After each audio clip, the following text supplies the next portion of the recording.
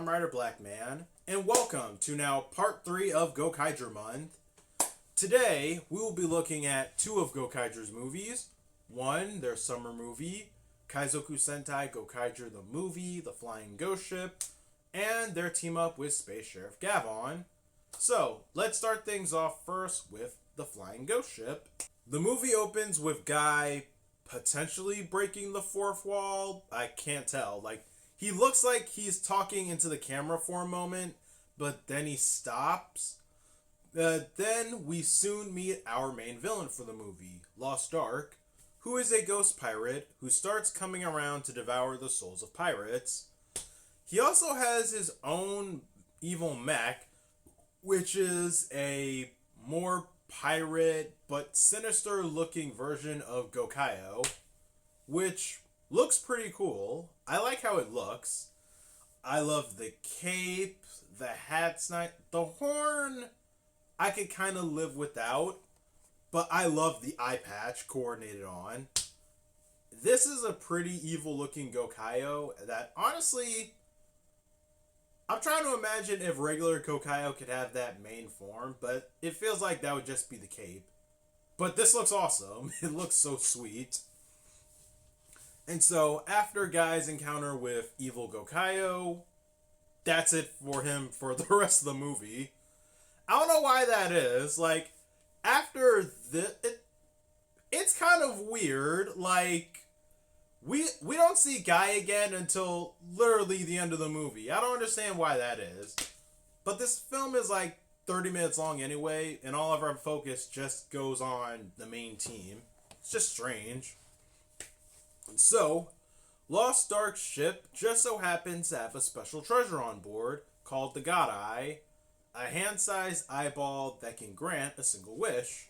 So the Gokaigers end up wanting it to fast-track getting the greatest treasure in the universe. The rest of this movie is pretty simple. They get on board, they run into previous villains to keep them away from getting the God Eye. And said villains are, one, they first run into previous minions all throughout Sentai history that merge together to make one big minion monster. And after that, they run into Baseball Mask from Go Ranger.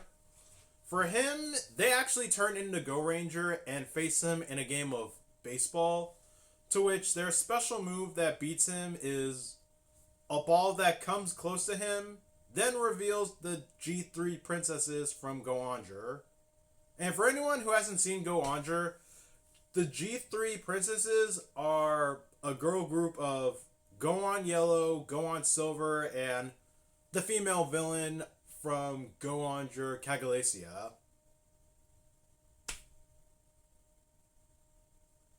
I mean, it is from Go Ranger, where if they kick a ball towards a monster, it could turn into whatever, they'll kill them, so it's not out of range, but it's still just wacky. And so after that, the next villain they meet is Agent Abrera from Deca Ranger, and for him, of course, they turn into Deca Ranger. For all the trials they've ran into, everyone decides that Marvelous needs to go and collect the God Eye so that they can get what they came for, but at a cost. Everyone else would be stuck in the, other dimension, I guess. So, Marvelous goes after the God Eye, faces Lost Ark, beats him, and then, of course, collects the treasure.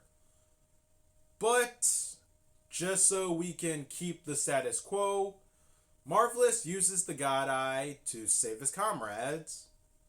And after that, they face Lost Ark.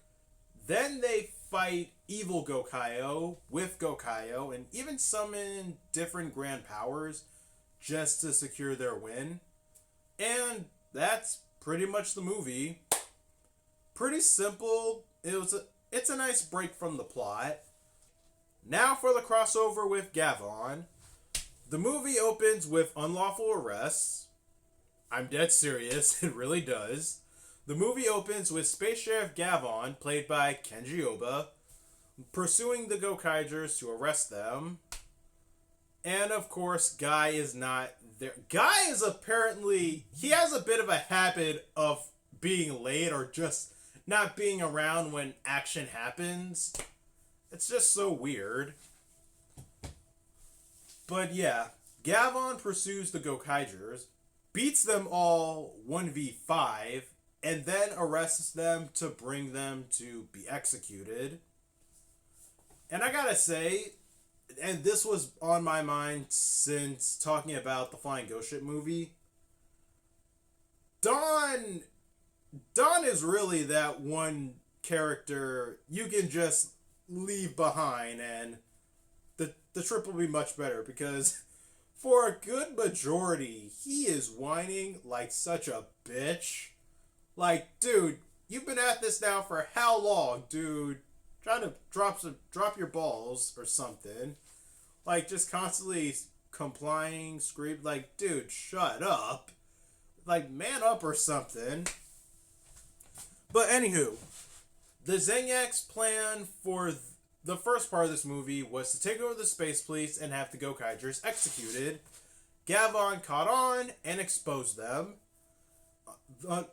Gavan apologized to the Gokaigers for using them for such a plan, and Marvelous realizes something about Gavan.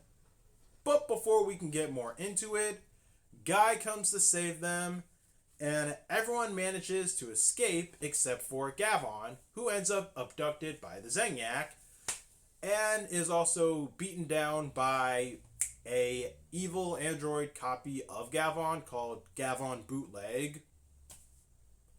Why does that thing look so cool, but the name is so ridiculous?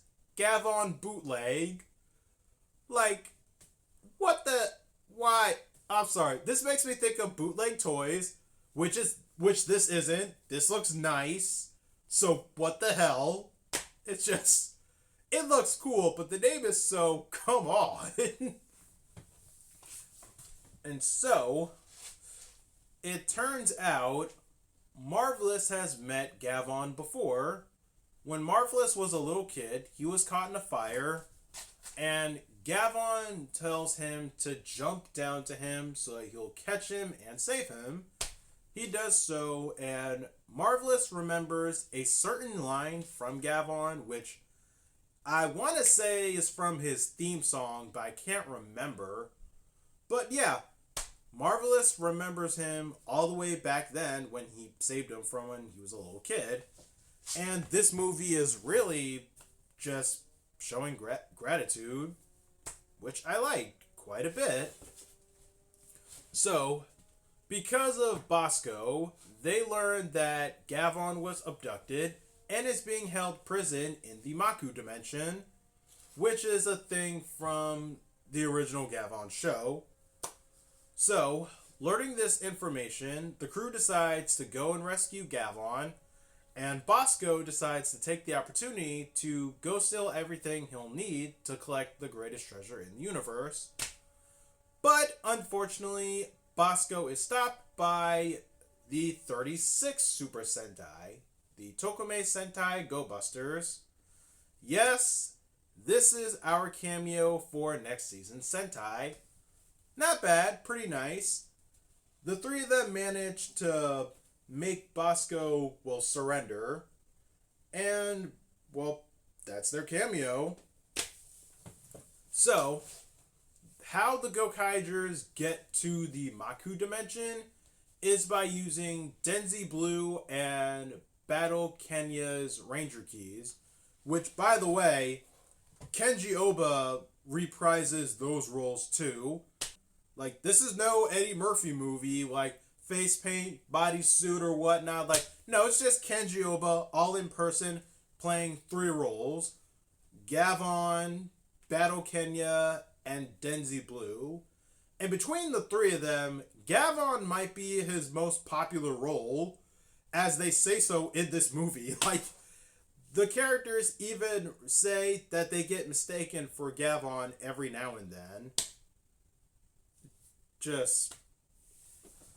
And so, the fact, how is the Denzi Blue and Battle Kenya Ranger keys even able to access the Maku dimension too?